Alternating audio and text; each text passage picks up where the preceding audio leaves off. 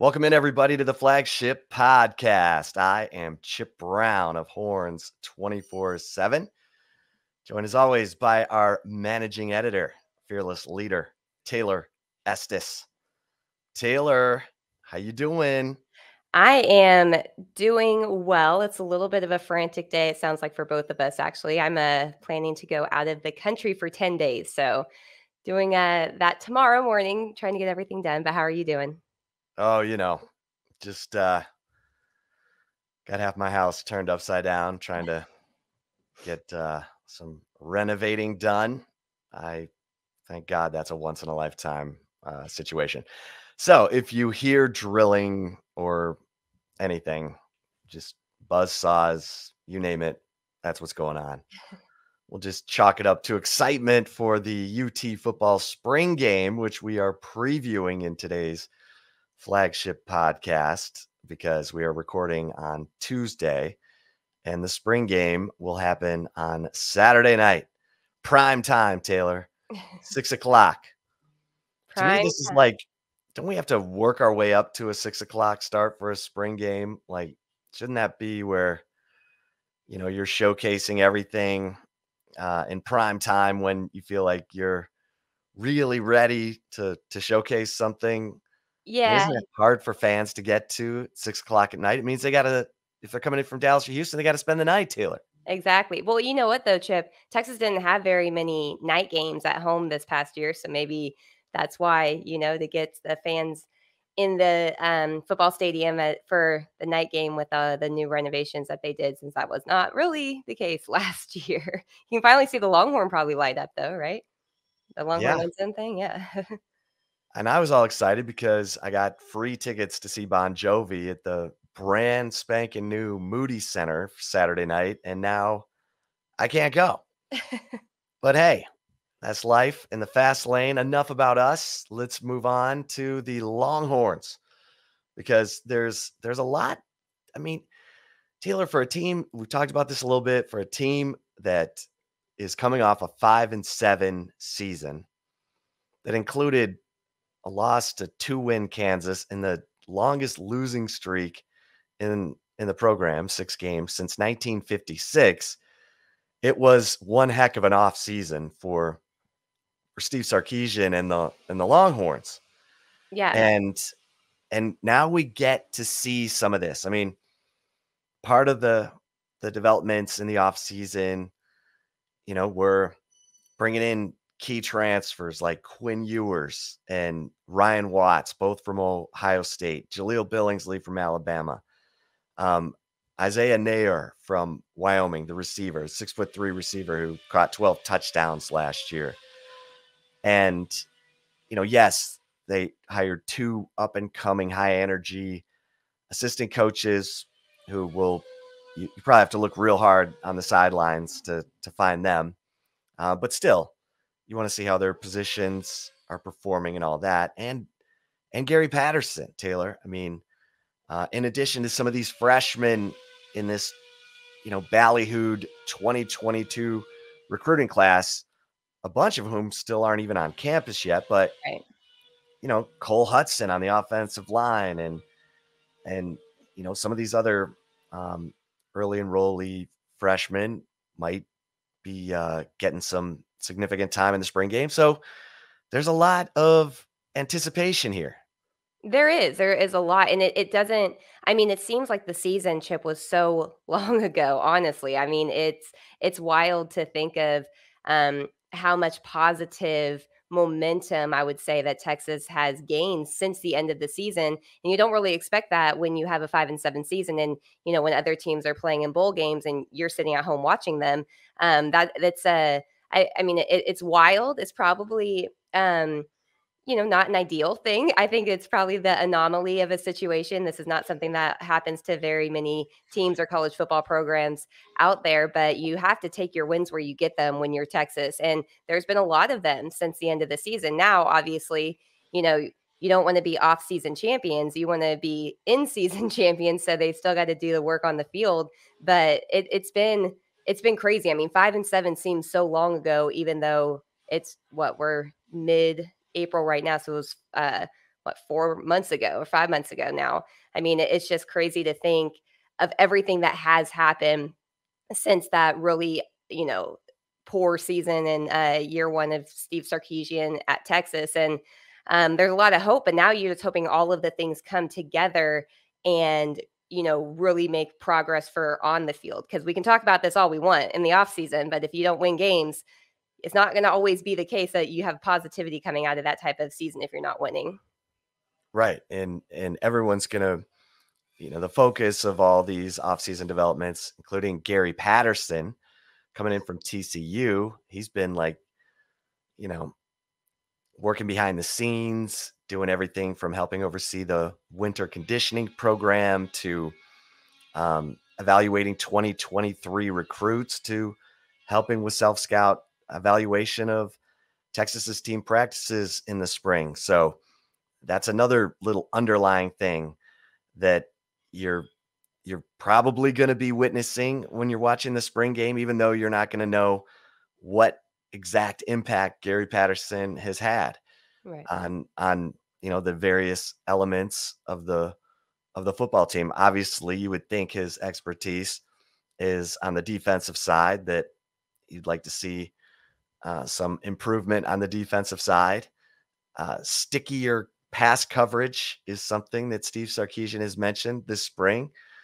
So that brings us to Ryan Watts, the 6'3" corner from Ohio State, who is seemingly locked down the boundary corner position that Josh Thompson had last year since his arrival from Ohio State. So we'll get little snippets. We'll get little things that even with the vanilla game plan that we'll get to see, Taylor. And let's start there, because obviously the impact transfers. When you think of transfer, you think of Quinn Ewers, the quarterback position. And look, we heard Quinn Ewers had a dynamite first scrimmage of the spring and threw 3 touchdown passes, crazy arm angles, all that.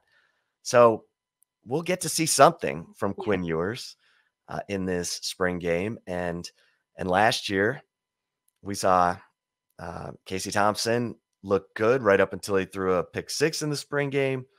And Hudson Card had the better second half in the spring game. And it sort of ended up with, if you follow that trend, Hudson Card ended up starting the season and then getting replaced by Casey Thompson. So, I think back to Jevon Sneed and Colt McCoy. Jevon Sneed had the better spring game heading into the 06 season.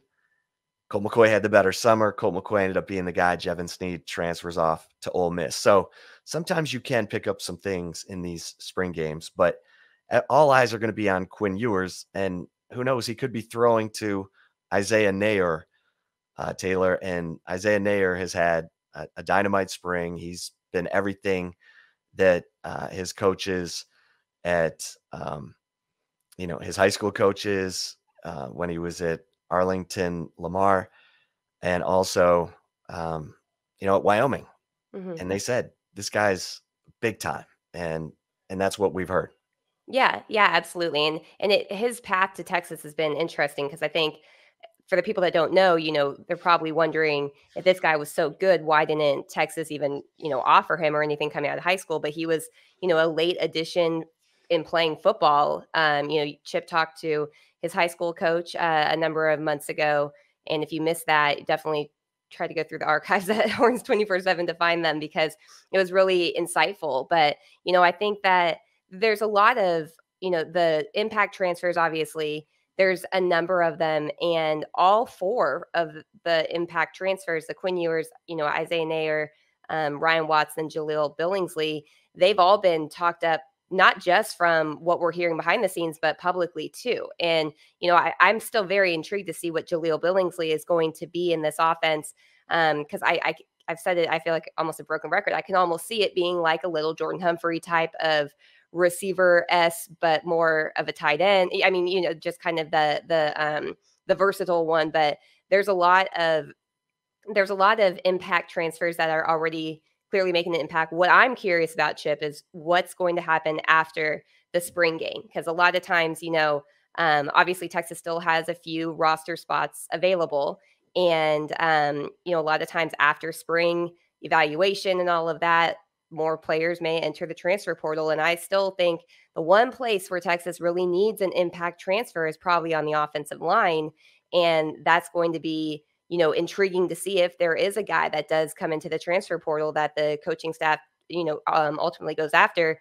But, there's still other ones on the board. Jay Hall is another one. He took a visit to Texas this past weekend, excuse me. And then O'Shawn Mathis, who, as we reported over at Horns 24/7, was also on campus.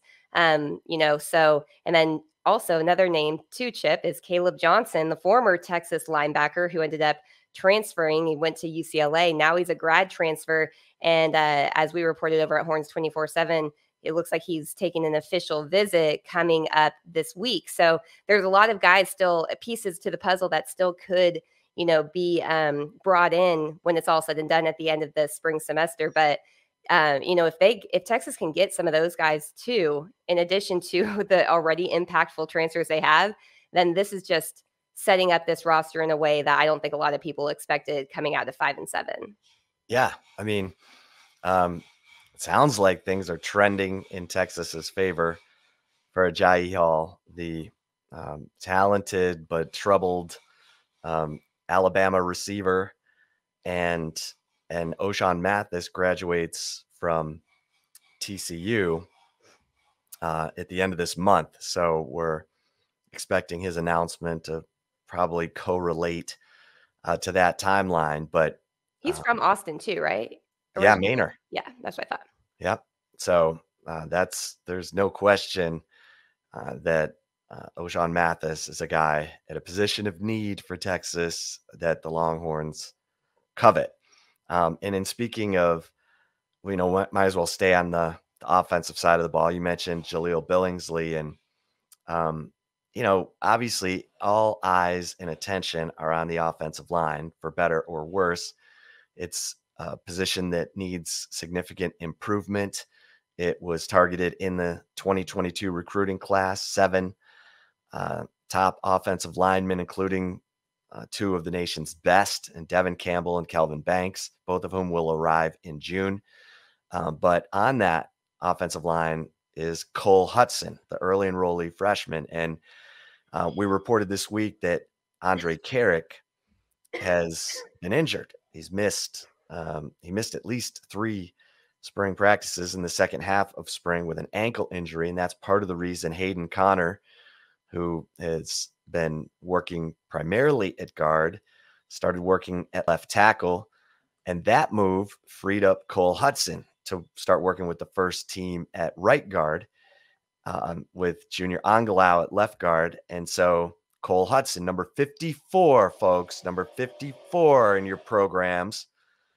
Keep an eye out for number 54 in the spring game. See what Cole Hudson, the 4-star offensive lineman in that 2022 class, see how he looks. See if he's getting any push. For those of you who record the spring game, make a note to look for that. I'm going to be one of those to have to record it this year. I know. And Taylor, you mentioned Jaleel Billingsley. I agree. I think Texas is going to use a lot of 12 personnel. We know that Steve Sarkisian likes to use the two tight end set primarily for motion purposes, to try to help the quarterback determine if the defense is in man or zone. But Jaleel Billingsley probably going to be teamed with one of the blocking tight ends, the young guys who have big upside but no experience. Jatavian Sanders, numeral 0 on your roster, and Gunnar Helm, number 85. Those have been the 2 blocking tight ends who've gotten the most reps with the ones, with Cade Brewer moving on. And it's likely that Jaleel Billingsley will be paired up with one of those blocking tight ends when Texas is in 12 personnel. Another thing to look for in the spring game, Jaleel Billingsley, number 9. Can't miss him. 6'4", 216, smooth. Can catch the football. And according to Steve Sarkisian, he's become a more willing blocker with this graduate transfer to Texas. I'll believe that when I see it. But hey, it's he's a weapon. He's a mismatch against linebackers from that tight end position. Absolutely, especially at that position. I mean, that's going to be very interesting to watch, and I'm going to be curious. I won't see it live for the first time of my career since I will be out of the country for a wedding. But I'm gonna. It may make if he's as cracked up as he has been, and from what we're hearing, it sounds like he's been having a pretty solid spring. He may make the linebackers at Texas look bad. So you got to kind of keep that in mind when you watch a spring game, Chip, because it's that weird kind of balancing act where you're like, oh wow, look how I remember last year everyone was talking about the defensive line in the spring game because of how many sacks they got on the quarterbacks and all of that. But it was like, well, what's wrong with the offensive line? It's like, well, clearly the offensive line was the issue because the defense, finished with very few sacks on the season. I think it was who was Ben Davis actually was the one who led the team in sacks, and he didn't even start or play in a lot of Yeah, games. with So 2.5. yeah, 2.5 was the team high, and that was Ben Davis who came in off the bench. Was he when he was like dealing with that injury, especially early on? So that's always a weird thing with spring games to me, Chip, is watching. It sounds great if you're on one side, but then you wonder how much of this is an issue with, if somebody has a great game on who was covering them or, whatever it may be. So it's something to watch there. But yeah, I think that Jaleel Billingsley may make some of the linebackers look, if he has a good game, make them look like they're kind of lost out there. Yeah, and you may see offensive linemen going both ways in this spring game because they are lacking numbers. We mentioned Mhm. that 6 of those freshman offensive linemen, including Devin Campbell and Kelvin Banks, will be arriving in June. So they've been shorthanded on that offensive line. Now you factor in Andre Carrick's injury. Of course, Isaiah Hookfin had the motorcycle accident that has kept him out of spring football. So Thank the God he's numbers, okay because that looked scary, the yeah, impact yeah, of and it. he is recovering. He is recovering, and plans to play football again. But you just have to wait and see how all those injuries heal because he had them all up and down his body. Um, Taylor, as we switch over to the defense, up front, they're loaded. I mean, we heard Moro Jomo say we're 3 deep at tackle and nose tackle, but they're looking for an impact guy coming off the edge. And Baron Sorrell, sophomore Baron Sorrell, number 88 in your programs for the spring game, has really locked down that. Oh heck, I guess is it the jack or the buck? Hold on a minute. I don't want to get this wrong. Well, it's not like we've had to cover so many defenses in our careers that I guess Jack. you're like, "What is it called? This what does this coordinator number 5 call this one?" Yeah. Baron Sorrell at the jack position, Ovia Gofu at the buck position. And then, backing them up have been Prince Dorba and Justice Finkley, the true freshman. So Justice Finkley, everything we've heard, powerful. That's the word that kind of comes to mind. And the sense is as soon as Finkley, who wears number 1, we talked about that. Yeah, You love those defensive linemen who, ends who are willing to put that number 1 on them. They better be good. yeah. But Finkley, powerful. So keep an eye on him. And Prince Dorba had 3 sacks in the spring game last year, alluding to what Taylor said about how, awesome the defensive line seemed to be in last year's spring game. And then we never saw Prince Dorba again. Yeah, exactly. So Dorba, and this was one of the call outs that probably got Moro Jomo in trouble. He said, looks like he's finally growing up. And, Prince Dorba, highly recruited edge rusher coming out of the, Dallas. And then, like we said, big time, 3 sacks in the spring game last year, never saw him again on the field. And so could he be a guy who is starting to put it all together? Keep an eye on number 32, Prince Dorba, in this one. And those guys, need to develop, Taylor, because you can't keep talking about Joseph Osai and Right. saying, you know, oh, remember when we had Joseph Osai? No, you gotta have them on the runway, one after the other, those pass rushers. Absolutely. And I mean, everything starts up front on the defense. I mean, if those guys can take that next step, then it's going to make the entire defense better. It's going to basically help at every level. And I think that it's going to be Chip, one of the main storylines with, I think, spring on defense is the immersion of Jaylen Ford at middle linebacker.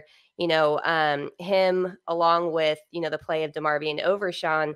I mean, that could be huge too. I mean, Texas at this point, in my opinion, Chip, Texas has plenty of talent in the front seven on defense for them to help potentially the issues that may surface in the secondary, because the secondary has been shifting all around, with two of the guys that are probably going to start at safety are guys that have never played the position. And, there's a new corner in Ryan Watts, and then Deshaun Jameson.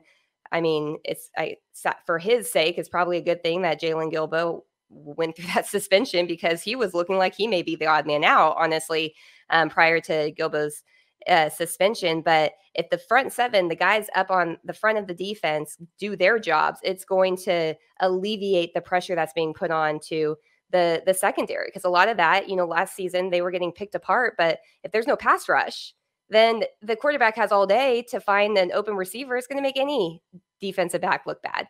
And then you had poor play in the defensive backfield too. So, there's enough guys now to where it's like, all right, it's time to figure out if you guys are as good as your recruiting, profiles were, or if you're the guys that just get on campus and skate your way through because you just like being a Texas football player.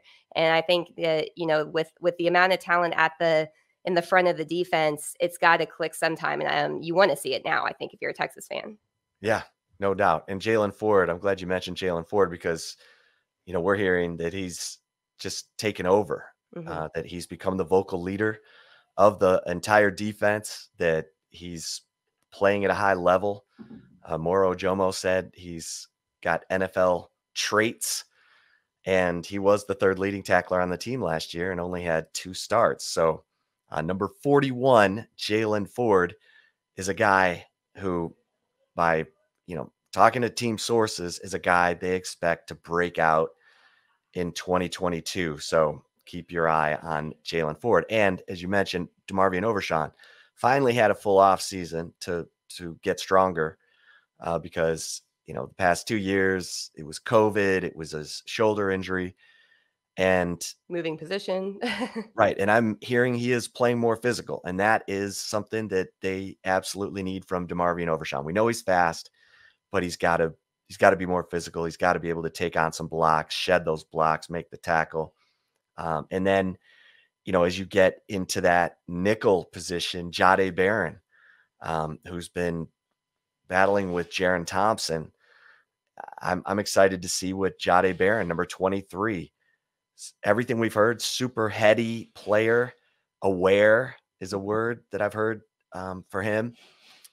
We heard Josh Thompson say he's a guy who will echo the call even when it has nothing to do with him, so that the communication is on point. And I think Jahdae Barron is a guy, number 23, and Jaron Thompson, number 28. Jaron Thompson has been bouncing back and forth from safety to nickel, and he's the only safety on the team with starting experience. He started 5 games last year, and from what I hear, he's really picked it up. He's been battling with Keaton Crawford for that field safety position opposite Anthony Cook, who's been working the boundary safety position. So those are all going to be fun, things to keep an eye on as we get into the spring game. And then finally, Taylor, before we get to love it or leave it, the specialists. Mm-hmm. Isaac Pearson, the latest Pro Kick Australia product, is the guy expected to handle the punting duties, but we should see some field goal attempts in this spring game from the walk-ons, Gabrielle, Lozano, and Bert Auburn. Will Stone, the freshman scholarship kicker, is not on campus yet. He'll get here in June. So Gabo, they call him Gabo Lozano, and Bert Auburn get a chance to make their case on Saturday night. Yeah, they have big shoes to fill too, Yeah, because big shoes to fill, yeah, placing Cameron Dicker. for both All right, punter and kicker as well. right, right. Yeah, I mean Dicker, 3 game-winning field goals in his career, and then finishes his career as the first team All Big 12 punter, averaging 46.7 yards per punt. So, all right, Taylor, you ready to get to love it or leave it? I am. Before we get to love it or leave it, we're going to take a really quick break, but stick around because we will have more football talk in love it or leave it as we preview the spring game. So stay tuned. We will be right back. And if you're watching us on the Horns 24/7 YouTube channel, we will roll on here. All right, Chip, you ready for some love it or leave it? Let's go. All right. My first one, sorry, I'm trying to pull it up here for you, is love it or leave it. There will be a clear cut front runner at quarterback coming out of the spring game. You know, I'm gonna leave this because I think this is gonna take some time. I've said it could go all the way to game week, the season opener against Louisiana Monroe, um, September 3rd, simply because you've got Quinn Ewers trying to digest this offense for the first time, and you've got Hudson Card trying to um, establish himself with what we hear is a new and improved pocket presence. It just feels like this is going to go on for a while. So I'm going to leave this. I hope we get some highlights. I hope we get some things to talk about from both of these quarterbacks. But as far as a clear cut front runner, I know people have in their own minds the guy they think is going to win the job. We probably do too, but we don't make the call. It's Steve Sarkisian's call. So I'm going to leave this, Taylor. How about you? I'm going to leave it too. I think that, I mean, everything that you had said, I mean, um, I think we're getting signs of what's probably going to play out. But you're right. I mean, we don't, Steve Sarkisian's got to make the call, I don't think I think it's too early probably to declare either one the front runner at any point right now, just because. Hudson Card had a lot to prove too. It's not, yes, he had the experience, but it was kind of similar to how Casey Thompson was, coming out of going into the 2021 spring game. I would say Hudson Card has shown a little bit more, but he also has shown a little bit more disappointing appearances, where Casey Thompson just had that half at the Alamo Bowl where he, really lit it up against Colorado in 2020. So you hadn't really seen his low lights. You had only seen really his highlights. But even then, I think that there's still way too much to prove for both of these guys. And that's not a bad thing, though. I really don't think it is. I think that competition creates excellence. I mean, when that's just how it works in any field. Honestly, I mean, whether it's in sports or in the business world or whatever, if there's clear competition, it makes other people better and it makes people around them better too. So I don't think that there's a clear cut front runner. I think there's a ways to go. I do think that Quinn Ewers and Hudson Card have both had very promising moments in spring. I think Quinn Ewers is obviously the one that a lot of fans are expecting to be the starter, and he may be. We'll find that out, but I don't think we're going to find it out in the spring game. All right, love it or leave it. Number 2. All right, my second one is love it or leave it. You will see a much improved defense this Saturday in the spring game. Oh my God, I hope so. Oh my God, I hope so. Because the last thing we thought at this point a year ago was that the defense was going to be giving up 31.1 points per game and 202 yards rushing per game and 5.2 yards per carry and not getting a pass rush. We thought that defensive front under Pete Kwiatkowski was going to be the strength of the team, and it wasn't. So, much improved. I'm going to leave this. I would settle for just improved. But I'm just not buying a lot these days. I'm very much in a wait and see mode after last year. Because you are turning over a 30-year roster. You got rid of some players who probably weren't bought in, who probably had been in a losing culture for too long and had a severe case of the uh-ohs, here we go agains last year, especially on the defensive side when we saw the communication breakdown. So I would settle just for improved, Taylor. I'm going to leave this. How about you? I mean, it's kind of tricky because it's like it looked improved, honestly, in the spring game last year, but it just turned out that a lot of it was a really bad offensive line that it was going up against. So it makes it a little tricky. I mean, I think that you're going to see improvements in the spring game, but as you mentioned, I think that you've got to kind of take it with a grain of salt because there is limited depth on the offensive line.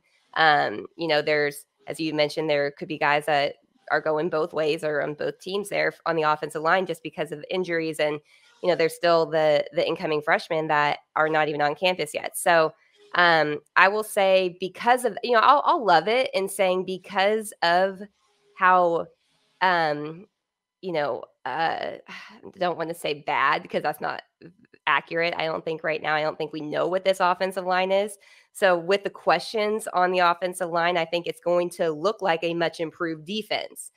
However, if it was this improved defense for the season, I would be in the wait and see mode and probably leave it because I just think it's more of a, you have to be that way. You don't want to be the one that's going gung ho on any part of the team when you don't consider the other, situations that could be impacting it, say a poor offensive line showing. So I'm going to say you will see a much improved defense in the spring game, but it does not necessarily mean that defense is that much improved going into the season, if that makes sense.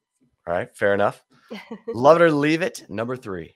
All right, my third one is love it or leave it. Adding Gary Patterson to the Texas staff was the biggest development of the offseason for Texas. I mean, I'm tempted to love this. And if O'Shawn Mathis ends up a Texas Longhorn, then I will really love this. But yeah, I mean, look, you got to have players, right? You got to have players, and Texas certainly had some key player additions via transfer this offseason, via the high school recruiting class, the 2022 class.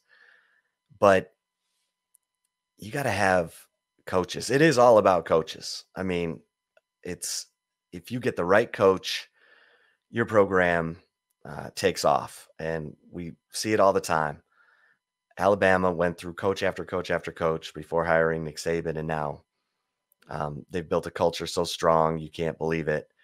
And Gary Patterson, who has 6 conference championships as a head coach, more than Mac Brown, Charlie Strong, Tom Herman, and Steve Sarkisian combined in their careers. So I'm gonna roll with this, Taylor. I'm gonna say I love it because I do think Gary Patterson can help. He can help tie up things that he sees on the defense. He can help in terms of recruiting evaluations, and he's a strong presence, overseeing things like the winter conditioning program. So, maybe I'm, getting a little bit, carried away here, but I have to think that bringing in a guy like Gary Patterson, who's won 70% of his games as a 20-year coach at TCU, bringing him in is a big help, huge help. I'm going to love this, Taylor. How about you? Yeah, this is tricky because I do agree to an extent that, it's all about coaches, but you've got to have guys too. You can't just rely on a good coach. I mean, if you have Jags out there, you could have a coach that looks like a Jag, you know what I mean? Just a guy type of thing. And I'm not saying that's the situation for Texas now. I think that they've added a lot more talent. And so it's a little, I'm kind of torn because the addition of Gary Patterson was huge. I really do think it's going to play out and pan out very well in favor of Texas. But if you don't have the players, a coach can, coach whoever they want. It doesn't mean that they're going to get wins on the field. So I kind of want to leave it and say that the guys that they added this offseason were the biggest developments, like the Quinn Ewers and the Ryan Watts and the Isaiah Nayers and the Jaleel Billingsley. And as you mentioned, I mean, if O'Shawn Mathis comes, that could be huge. And that was definitely a Gary Patterson work there if that does pan out the way that it is. But I think that I'm going to have to I'm going to leave it because I just feel like there's just been too many Jags on the Texas roster. And I feel confident in the guys that they have brought in, especially the transfers that are already on campus.